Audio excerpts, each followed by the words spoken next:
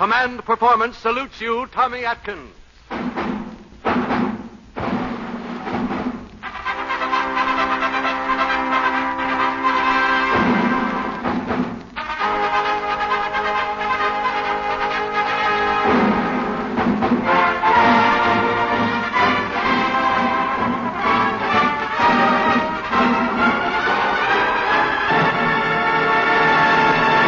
Command Performance, USA. The greatest entertainers in America firing a worldwide salute to the British Army by command of Uncle Sam's armed forces throughout the world. Command Performance, presented tonight for you fighting men of the British Commonwealth and presented every week for the fighting men of all the United Nations till it's over there.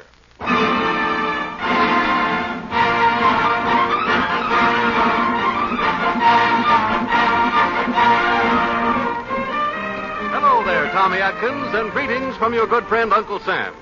Tonight, the Union Jack and the Stars and Stripes fly side by side on the American entertainment front as the United States Army pays tribute to the British Army Week and to the men who make this week a winning of dangerous weeks ahead for the Axis.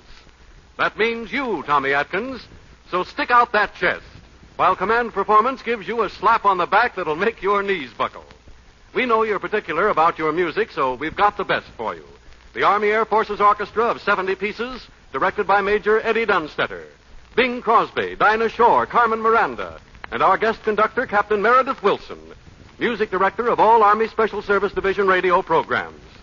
And the commanding officer of Command Performance, the man who is tops with the AEF and with your partners in all the Allied nations, your master of ceremonies, Bob Hope.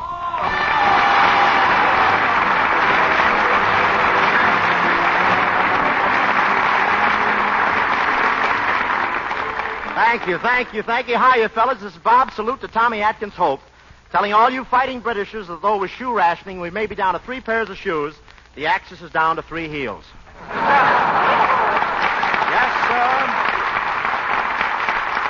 Yes, sir. It's an honor to be on this command performance tonight for England. You all know what England is. That's an island surrounded by tea. But it's really very appropriate for me to be on this show for Britain. After all, I was born in London. I was born in the theater. My folks would do anything to keep from buying a ticket.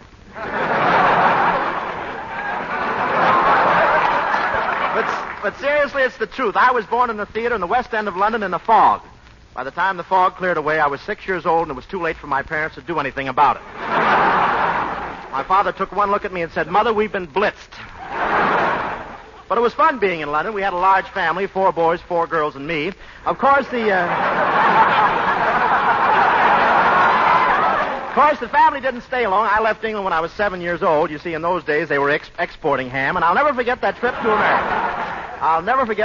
America. Great boat, wonderful accommodations. Every night I used to go up 3 or 4 decks and watch them dance in the steerage. I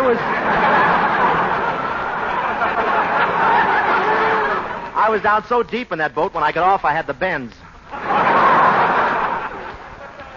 I was a cute little fellow, though. Every night I'd go down to the hold and tell the crew jokes. They liked me so well, they held me over the side of the boat. But it really was a very nice trip and a fine boat. It was called the SS Maldemir. Maldemir, that's French for you can't take it with you. After 3 days at sea, I looked like the picture on my passport.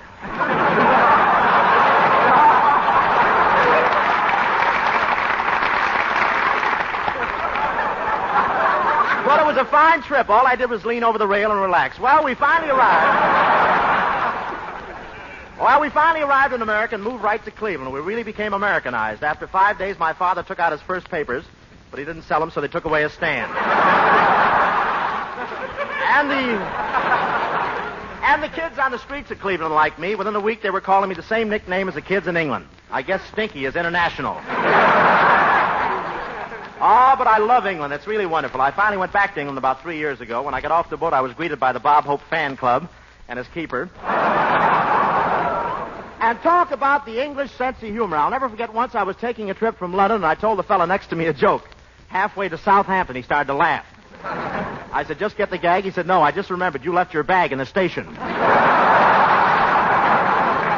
But that's enough of that. The old command performance observation squadrons have checked all pubs between Aberdeen and Liverpool, and reconnaissance indicates that British Army Week, or any week, there's one girl who'd be welcome at everybody's dart game. So, for the RAF personnel in West Africa, For the whole crowd on Malta, for England's great girls in khaki and Air Force blue, for Tony Lamb in Brighton, Sussex, and Montgomery's magnificent men in North Africa, here's Moonlight Becomes You, sung by your worldwide sweetheart, Dinah Shore.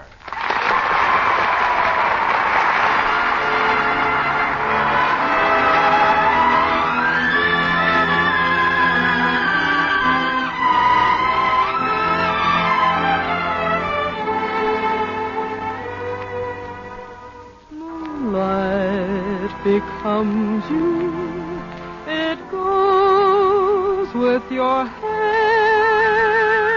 You certainly know the right thing to wear.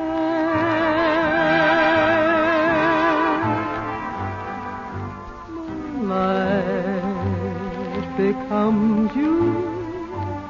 I'm thrilled at the sight. And I could get so romantic tonight. You're all dressed up to go dreaming. Now don't tell me I'm wrong. Ah, what a night to go dreaming. Mind if I tag along? If I say I love you, I want you to know it's not just because there's moonlight, although moonlight becomes you so. Moonlight becomes you so.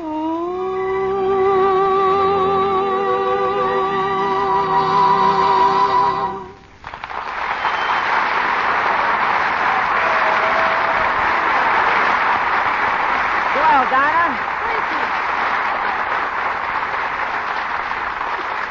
That was really great, Dinah. And, honey, you know, of course, that it's British Army Week. Well, sure. And you know that one of their top marching songs over there is Tipperary.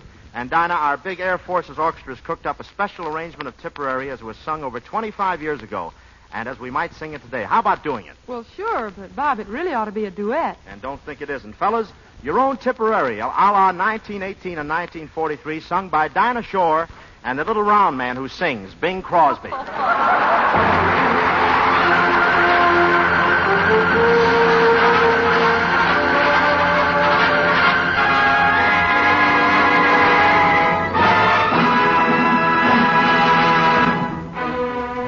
It's a long way to Tipperary. It's a long way to go. It's a long way to Tipperary, to the sweetest girl I know. Goodbye, Piccadilly. Farewell, Leicester Square.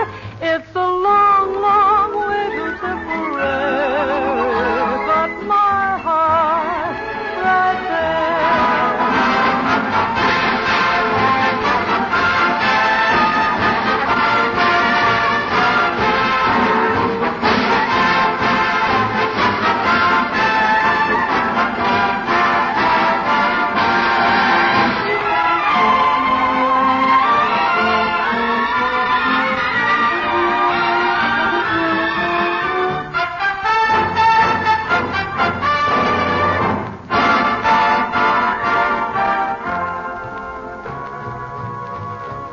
There's a hometown like Tipperary in the old USA.